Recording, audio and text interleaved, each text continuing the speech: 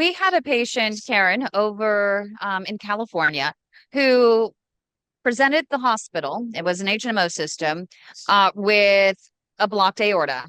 And it's pretty much 100% blocked, clear up above the kidneys. But it had to have been more acute clot, because when she told me what was happening, she said that she forgot to take her anticoagulant medication for several days. It just was what it was. And she is a cancer survivor with radiation damage, et cetera. And so she just clots right back up. Frontline therapy for this, an axillary bifemoral bypass. And the doctor refused to consider, when I asked him about a catheter delivery, a TPA, and then a thrombectomy, or at least go in there, do endo, get the thrombectomy going. He refused, left her in the hospital for 5 days until she would come to grips with the fact that he was right and that he needed to do this.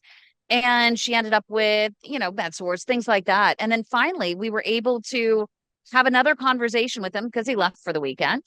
And he said, well, if you want to have this endo, I'm not going to be responsible for it. I'm going to get you another doctor. Finally did it. And it was easy breezy, in and out. And she was out of the hospital within a couple of days. And when I asked the doctor why he was so adamant to do this axillary, and he said, well, we could just kick the can further down the road. He said, these TPAs, thrombectomies, don't last very long. And so we got to do the axillary. And I said, but with the axillary, what's your contingency plan when that fails, if all fails?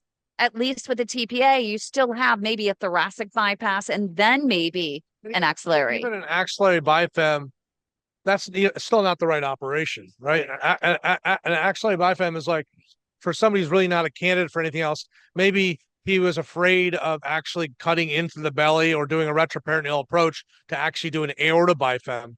But, in that kind of scenario, like axillary bifem is what you do when you feel like you can't do anything safely. But a lot of it's also education. A lot of people have never been formally trained to do endovascular work.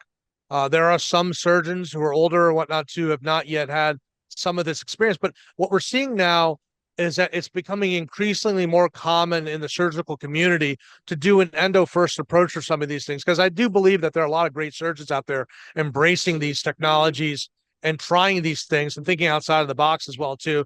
A lot of these, older type procedures, I mean, there's certainly a role for them. But we don't necessarily jump to those things right away.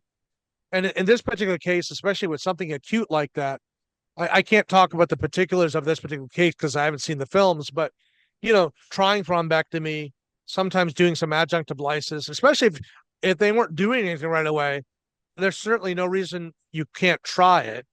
And some people are afraid about doing it, especially if it's near the kidneys and risking sending blood clot into the kidneys. But that's why you can rescue with the thrombectomy solutions and suck out blood clot. If that does happen, reducing the risk of kidney failure and whatnot too. And it sounds like this was kind of a case where things were really close to the kidney arteries and they were afraid to kind of do anything. Yeah, ultimately it was successful. They were also worried about the colon. And if you end up with clot in the colon, well, a clot in the colon that's much higher up. So that's usually that should not be as much of an issue.